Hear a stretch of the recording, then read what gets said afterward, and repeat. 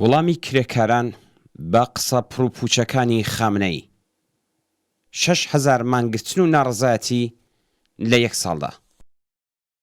عەلی خامنەی ڕێبەری ڕژیمی ئیسلامی ڕۆژی 11ی گوڵان بە بۆنەی ڕۆژی جیهانی کرێکارەوە قسە و باسێکی پێشکەش بە کۆمەڵێک کرێکاری هەڵبژێردراو کرد. ناوبراو ڕوو بە بەشداربووان وتی کە ئیسلام بایەخ بۆ کار و کرێکار دادنێت. ئەو ئیدعای کرد کە ئیسلام وەک سەرمایەداری نییە کە کرێکار بچەوسێنێتەوە. دەبێ ئەو پرسیارە لە خامنەی بکرێت کە ئەدی ئەو سەروەتە زۆر و زەوەندە سەدان ملیار دۆلاریەی کە لە دام و دەستگاکانی خودی خۆیدا کۆبۆتەوە و هەروەها ئەو سەرمایە لە ئەژمار نەهاتووی کە لەبەر دەستی چەند کەسێکی سەرەڕۆ و گەندەڵدا کۆبۆتەوە بەرهەمی هێزی کار و ڕەنجی کرێکاران نییە یان لەغەیبەوە هاتووە؟ ئایا ئەو 40 ملیۆن کرێکار و زەحمەتکێشەی کە لە ئێران لەسەر ئەو گشتە کانگا دەوڵەمەندەی کە نەوت تەنیا نمونەیەکیانە دانیشتوون لەلایەن چ کەسانێکەوە بەرەو هەڵدێری هەژاریەکی کوشەندە پاڵپێوەنراون و بۆچی ئەم وڵاتە لەباری چینایەتیەوە ناوبانگی نایەکسانترین وڵاتی لە ڕیزبەندیە جیهانیەتەکاندا تۆمار کردووە؟ عەلی خامنەئی لە قسە و باسەکەیدا ئیدعای ئەوەی کرد کە کرێکاران لە هەموو بوارەکاندا پشتیوانی ڕژیم بوون. ناوبراو بۆ سەلماندنی قسەکانی دانی بەوە دانا کە ئەوان لە شەڕی ئێران و عێراقدا 14,000 کرێکاریان بەکوشداوە و جەختی لەسەر ئەوە کردەوە کە لە سەردەمێکدا کە هیچ شەڕێکیش لە ئارادا نییە ئەوان دەبێ وەک مەیدانەکانی جیهاد فیداکارانە و سەخت کار بکەن.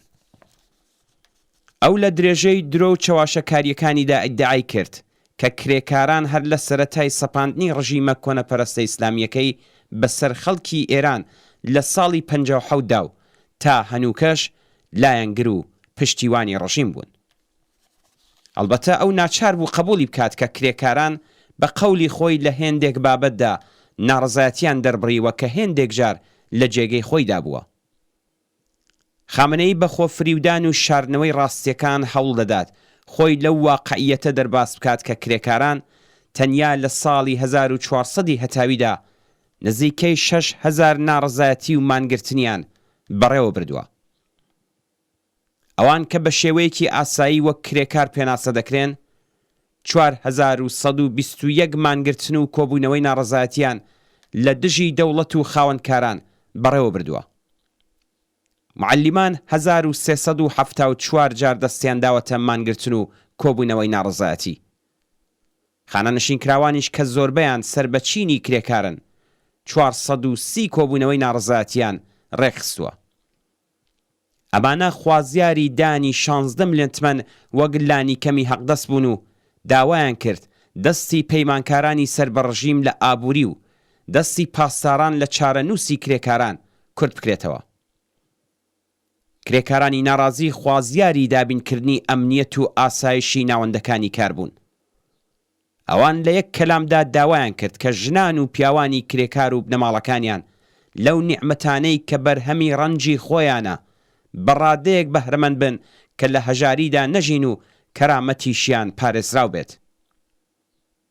خامنەی ئاماژەی بە هەمووی ئەمانە وەک لە هێندێک بابەتدا کرد و بە سانایی بەسەریاندا تێپەڕی. خامنەی سەبارەت بە مۆتەکەی بێکاری وتی کەمێک سەرمایەگوزاری پێویستە کەرتی تایبەتی کەمێک بێتە ناو بابەتەکەوە. دەوڵەتیش وەک مدیرێکی لێهاتوو بێتە مەیدان و هەموو بابەتەکان لەبەرچاو بگرێت.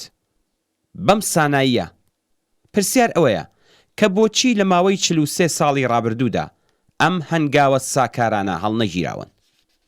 بۆ نمونە بۆچی لە سەردەمی ئەحمەدی نژاددا کە خامنەئی ئەوی بە کەسێکی نزیک لە خۆی دەزانی و بە قەولی عەلی شەمس ئەردەکانی بەرپرسی کۆمیسیۆنی وزە و ژووری بازرگانی ئێران پتر لە 800 ملیار دلار داهاتی نەوتی بوو نەتەنیا بێکاری کەمی نەکرد بەڵکو دوو هێندەش زیادی کرد. ناوبراو لە بابەت جیاوازی چینایەتیەوە وتی کرێکار و خاوەنکار دوو باڵی مەلێکن و هەردووکیان ئەرزش بەرهەم دەهێنن. لەمڕۆوە کرێکار دەبێ ژیانێکی شەرافەتمەندانەی هەبێ. ئەلبەتە خامنەئی دەبێت ئەو بزانێت کە کرێکار چه هەژار بێت یان دەوڵەمەند شەرافەتمەندە. کرێکاران و سەرمایەداران دوو باڵی مەلێک نین. کرێکاران چینێکن کە بۆ کۆمەلگا پێویستن، بەڵام چینی سەرمایەدار سەرباری کۆمەلگا و ناپێویستن. ئەوە تەنیا کرێکارانن کە بە یارمەتی سرۆشت خوڵقێنەری سەروەت و نیعمەتەکانن. ناشەرافەتمەندەکان ئەو مشەخۆرە چەوسێنەر و بێکارانن لە چەشنی سەرجەم ئاخوند و خاوەن سەرمایەکان کە بوونیان بۆ مانەوەی ژیان ناپێویستە. قسە لەسەر بابەتی پشتی هەر کام لەم دوو چینە سەرەکیە لە کەیکی سەروەتی بەرهەم هاتووی کۆمەلگایە. لە حاڵێکدا دەوروبەریەکانی خامنەئی و فەرماندەکانی سپا و سەرمایەدارانی کەرتی تایبەت و دەوڵەتی سەروەتی ئەم کۆمەلگایە و بەرهەمی ڕەنجی کرێکاران تاڵان دەکەن و خۆیان و ئاغازادەکانیان نقمی عەیاشی و خۆشگوزەرانین بە پێی دانپێدانانی ڕووزبە کاردەوانی بەرپرسی دامەزراوەی باڵای لێکۆڵینەوەی دابینکردنی کۆمەڵایەتی 25 ملیۆن کەس لە خەڵکی ئێران گیرۆدەی هەژاری مطلقن. کرێکارانی ئێران تەنیا بە پەرەپێدان بەم خەبات و تێکۆشانە شکۆدارەی خۆیان و پێکهێنانی ڕێکخراوی سەراسەری چینایەتی و حیزبی و هەروەها شکڵ پێدان بەڕێبەریەکی وشیار شێلگیر و فداکار دەتوانن ڕفۆرمگەلێک لە بواری سیاسی و ئابووری بەسەر دەوڵەتدا بسەپێنن. دەستکەوتەکانی ئەم ڕفۆرمانە دەبێ ڕێخۆشکەر بن بۆ ڕووخاندنی شۆڕشگێڕانەی ڕژیم و سەرکەوتنی چینی کرێکار وەک ڕێکخەری دەسەڵاتدارەتی شوڕایی و کۆمەلگا بەرەو بێنیازبوون لە هەر چەشنە چین و دەوڵەتێک هیدایەت